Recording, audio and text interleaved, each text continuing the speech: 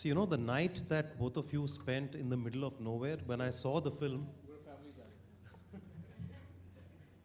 I was like, I was shocked beyond belief. I said, what have these two done? So, I'm sure when all of you see the episodes on Discovery, you will understand why I was so scared. Okay, so open for any questions that anyone has.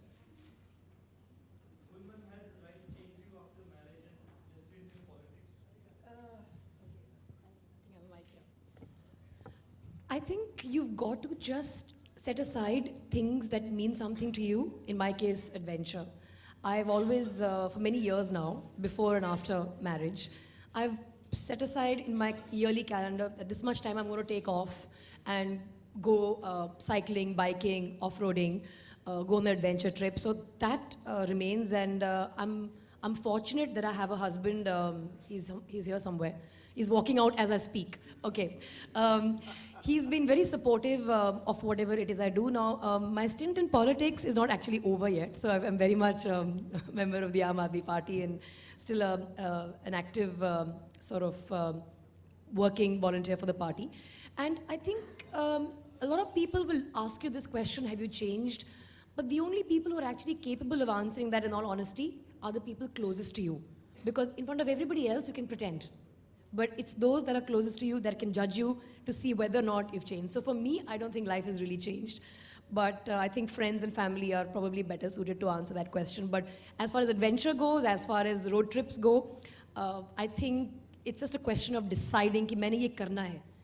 मतलब साल में 2 हफ्ते, 1 हफ्ता, 10 दिन निकाल कर. Like how you take out time to maybe get a medical checkup or go on a holiday. So I take out that much time and say I must do this because, you know, when you're away on these trips in the middle of nowhere, it helps you reassess your life. Because when you're in Bombay or in Delhi or anywhere, you take a lot of, you attach a lot of importance to things that don't really matter in the bigger picture. So for me, this is like nirvana. I'm able to go out and it allows me to reassess my priorities in life. Am I chasing the right kind of things? If yes, great, I keep chasing them. If no, then I drop them like a hot potato. Very long answer. Yeah. Hi.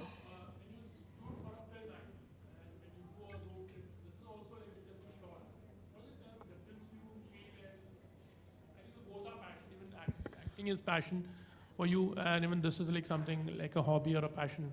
What are the difference you found between these two? I think the scary thing is I'm not acting here. I know that definitely. So, which is now you see here's the other part. People like us who have been part of showbiz are so used to projecting a particular image. So when you're doing a film, you are projecting an image. When you're at a press conference like this, you're projecting an image of somebody who speaks really well, who's wearing a jacket, is wearing high heels. But who are you? Who are you really as a person? What are you really? Who are you? Is something like this exposes in a way to speak. And when the idea first, when we all sat down together to create this enterprise, a part of me was really excited, but a part of me was very nervous because I didn't want to share 100% of me, because we had cameras rolling, GoPro cameras rolling the whole time. So the director is actually not here with us today, but I had no idea what was going to become the final cut. So it was just rolling and we were just talking and singing and sometimes fighting with truckwalas and other people who were saying things to us. So, you know, I had reservations that I have been used to projecting an image for so long. I don't know if I'm ready to shed it all and just be who I am. So, in fact, when I first saw the edit, I couldn't understand what I was saying. Because I normally, when I speak to people like you, I speak so, you know, it's structured, but when you speak to people who are very close to you, you speak like this, Pati, what's up? You know, you're different, and that's what this captures. I'm not sure if it's fun, but it's a completely different side of, I'm coming from a perspective of being an actor who's in a controlled environment at all times. So it is a bit unnerving, and it's very, very, very different because you're not in a controlled environment. Talking about the language actually, or maybe the dialogues actually, as you said, like you're very, when you are very close with a friend, definitely something happens. As you said, like you would be with the truck drivers also you may be having fought, like, you know. So a little on the language, how was it control, and did you all keep some इतना those kind control of तो things? है. I mean, Not even a little bit, you know. So I think there'll be some beeping you'll hear. There's not some. There's quite a bit of beeping. We're a family channel. Yes, so Arun very clearly, sort of sets the bar at a. It's not even UA. It's U. So, of course, there's beeping because, like I said, it's reality of a kind where you're doing. It's not even what I would call a reality show. It's just capturing the lives of two women out there by themselves, experiencing, seeing parts.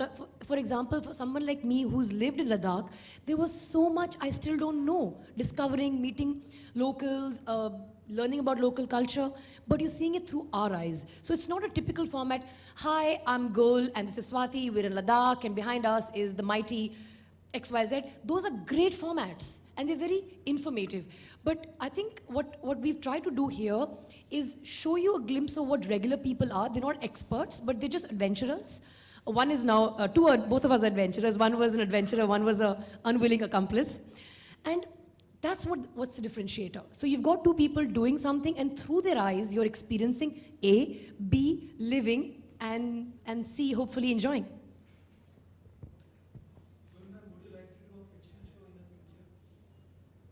I don't know.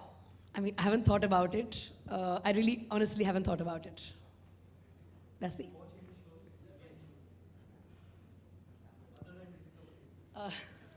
Well put. Well, to be honest, I'm a huge, and this is again, I'm saying this with all humility at my command. I'm a huge fan of the kind of programming that that Discovery Network does. And at any given point of time, if there's television on in my house, it will be Discovery. There'll probably be an animal thing going on or something to do with trucks, but it's the only channel that plays. Well, statistically, I mean, you of course have, and that's a real-time sort of a video that was made by Abhijit. He just went out and asked about 10 people, and we got release forms signed by all of them, what they really thought about women drivers. And the shocking thing was there were some women agreeing that they were bad drivers, which was like terrible for me. But to be honest, there are two things I'd like to share on that front. One, that statistically, women are involved in fewer car accidents. I'll also be really honest about that and tell you why that is the case. Fewer women drive. But statistically, fewer women will be in accidents. Two, I think the gender stereotypification in our society is so strong that if there is a boy and a girl in the house, chances are the boy will get to learn how to drive first. And then the sister will just never get an opportunity. Nahi, beta hai, bhai chala lega, bhai drop kar dega. So I feel, I mean, I know some great women drivers. I know some rallyists like Nawaz Bathena, like Sarika Sherawat. I mean, these are all big-time rally drivers. Abdullah, there's this girl, forget her first name.